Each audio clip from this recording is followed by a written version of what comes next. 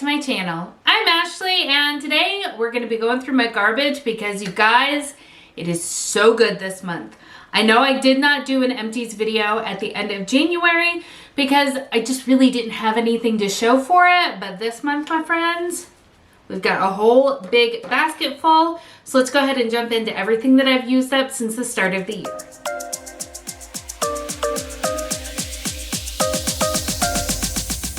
All right, so let's get this started off with hair care, and I think the oldest item that I finally used up is this right here. So this is from Tresemme. This is the One Step Smooth 5-in-1 hair cream. So this was frizz control, shine, softening, color vibrancy, and heat protection. I did get this free from Influencer like 2.5 years ago. It was before I moved from my old house to my new house.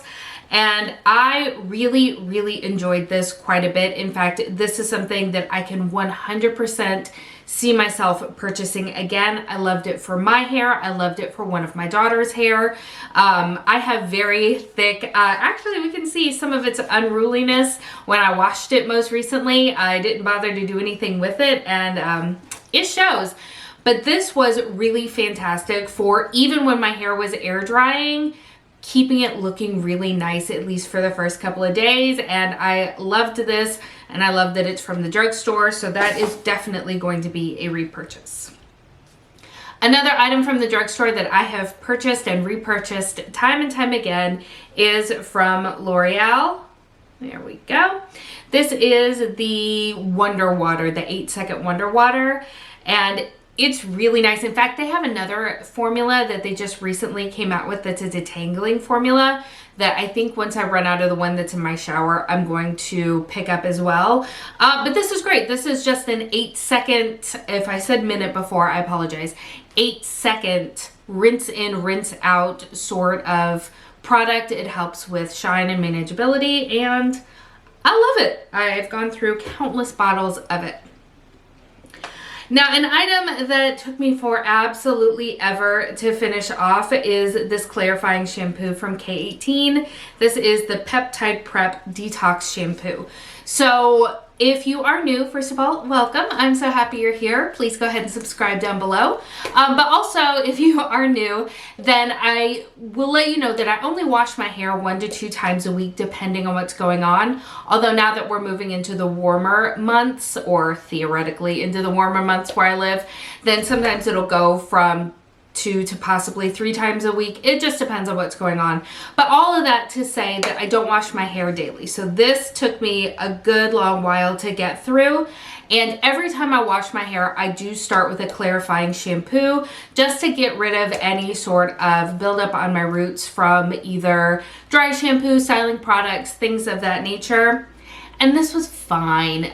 This was fine. I still think that my favorite is the Bumble and Bumble Sunday shampoo. Love that one so much. This was very highly recommended by Abby Young. I am addicted to her channel, but it was just okay. It was not something that I think that I personally am going to repurchase. Not because there was anything wrong with it, so to speak. I just feel like the Bumble and Bumble gets my hair cleaner than what this did. So not bad, just not something that is for me. One that I will continue to repurchase is from Pureology. I am a big fan of their Hydrate line. And this is their, oh, is this like, I should have a shampoo. I'll have to figure out what I did with it, but I've also got an empty mini shampoo as well. I thought that's what I had put in here, but clearly I am mistaken. I do really love this line so much. I do tend to only pick up the minis when it comes to the shampoo because I don't shampoo my hair as often, and I don't go through this as quickly as I go through conditioners. So I know I do still have a mini one floating around here somewhere that I'll be using, but I just find that I don't need to buy a full size of the shampoo. The conditioner, on the other hand, I do purchase in the full size typically, and I just love it. It leaves my hair feeling so wonderful. In fact, I used something else the last time I shampooed my hair, and I feel a difference, and not in the good way. So big fan of this line for sure. And as I said, I've also got the mini shampoo, empty container bumping around here somewhere. And then the last item that I have is a leave-in conditioner from Crown Affair. This is just a sample size that I got as, I want to say a code from Sephora is what I'm assuming. And I do really, really like this. However, she's pricey. She's pricey. And I can't justify purchasing a full size unless I'm out of every other leave-in conditioner of this sort that I have. And even then, I'd have to buy it on sale. Again, I really liked it. It's just hard to spend that kind of money on a leave-in conditioner. But if you have the extra coin, I do recommend this. This left my hair feeling really soft, really manageable, and just really nice in between washing. So do highly recommend it if you have the extra coin to be spending on a leave-in conditioner. And that brings us into skincare. I only have a couple of skincare empties, and I think the first one I want to talk about is just a foil sample. So this is from Rare Beauty. I'm pretty sure this came in a Trend Mood box because these aren't listed on Sephora's website. These are the hydrating under eye patches. And I loved this. I wish that they sold these on Sephora because I would quickly have purchased some because they worked really, really well. I've gone back to having that really weird, scaly, horrible irritation right in the corners of my eyes. It's painful, it's scaly, and makeup refuses to stick to it, and so then it just sort of compounds the issue because I'm trying to layer more product there, it's not sticking, I'm trying to kind of diffuse it out or make it look nice, which then leads to further irritation. It's a problem. So I did give this a try, and while it didn't cure it by any means, I don't know what causes this, and it only flares up from time to time. However, it did help substantially with the scaliness after I used it and really helped to nourish that area, and the experience of using it was fantastic. One of my biggest complaints with under eye patches is that they tend to slip and slide everywhere. And I don't love that because I need to be able to, you know, function. I would love to live a kind of life where I can just lay on my bed and I can have my little mask on and relax and let it do its work. That is not the life I live. These stuck really well, like almost aggressively well. They really gripped on to my skin and yet left them soft and supple and wonderful. I loved these. And I'm not surprised because I'm a stan for Rare Beauty. I like the vast majority of the items that I've tried for them. And I really want these to come to Sephora because that is where I typically order from, is Ulta and Sephora. But I could see myself breaking down at some point and actually purchasing from the Rare Beauty website just specifically for those because I did like them a ton. From Hendrick, I finished the Banana Bright Vitamin C Serum. I finished this early, either at the very beginning of January or the very end of December, but after I'd already done my empties for the year. This was good. Here's the thing.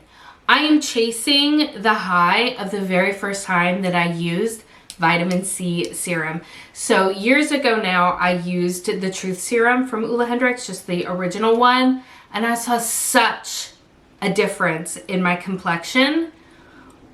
But I don't get that kind of reaction to it anymore. So I thought because the Banana Bright has a higher percentage of actives in it, that I would get a similar sort of like bump in improvement to my skin. And I mean, I didn't see that. I didn't dislike this product at all. I think I just had in my mind higher hopes and expectations for it. Would I repurchase it? Maybe. It's pricey, and honestly, I love the way the original Truth Serum smells. It has this beautiful bright orangey scent to it, whereas this is just kind of a meh scent. So I know that's a silly reason to purchase or not purchase something, but if I'm not gonna see a vast difference in my complexion with this product over that one, then I'm gonna go with that one, I think. But not a bad product, just I was hoping for more.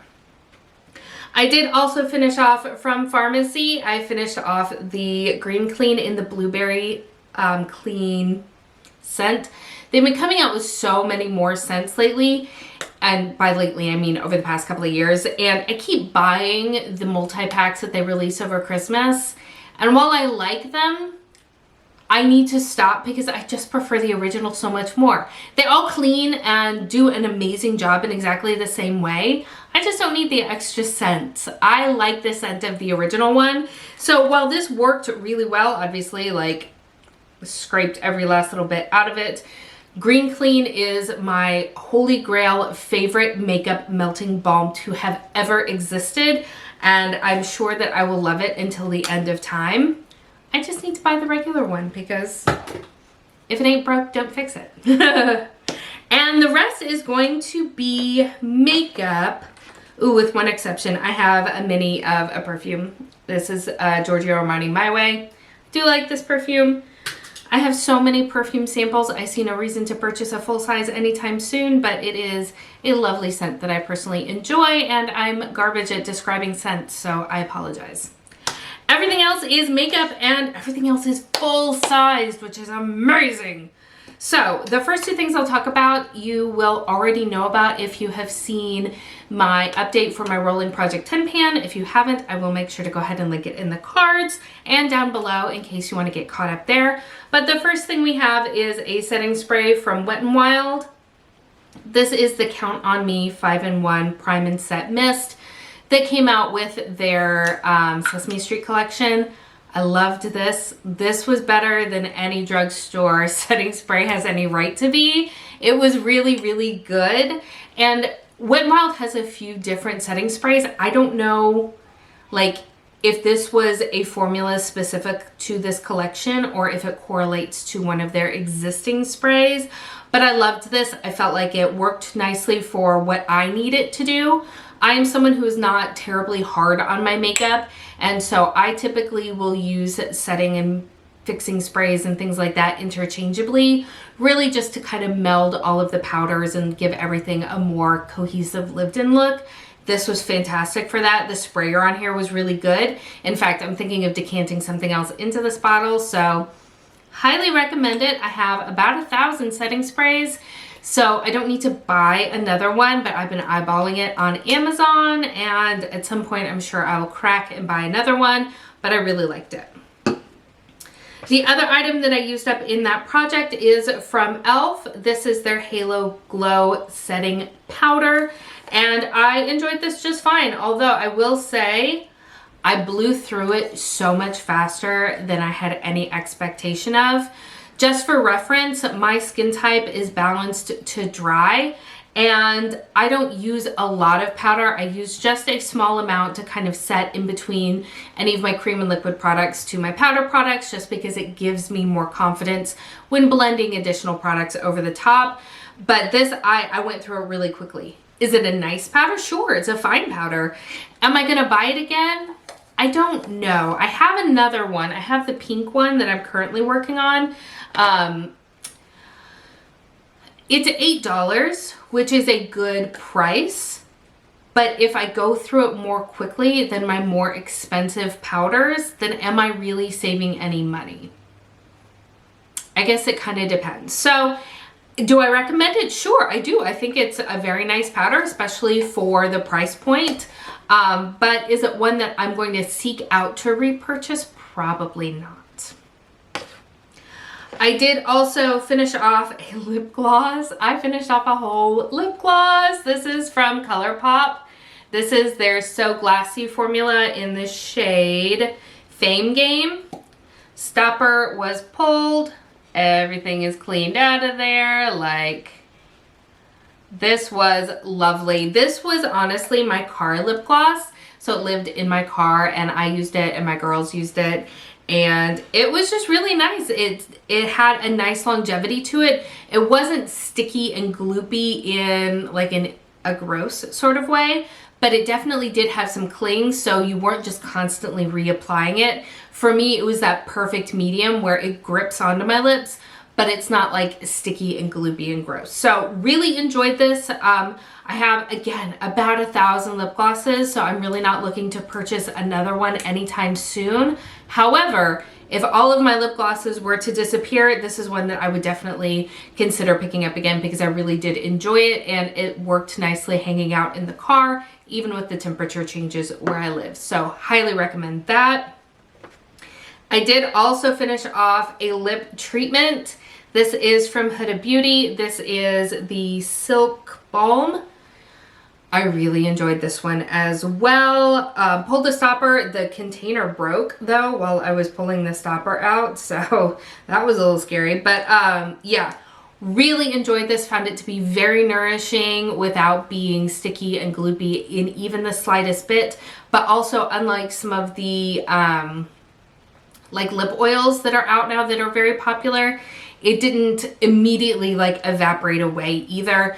This was nice. I almost purchased up another tube of it here recently. It was half price on Sephora and I wanted to buy it, but again, I have about 1,000 different like lip treatments, lip balms, lip oils sort of thing, so I really need to use through those.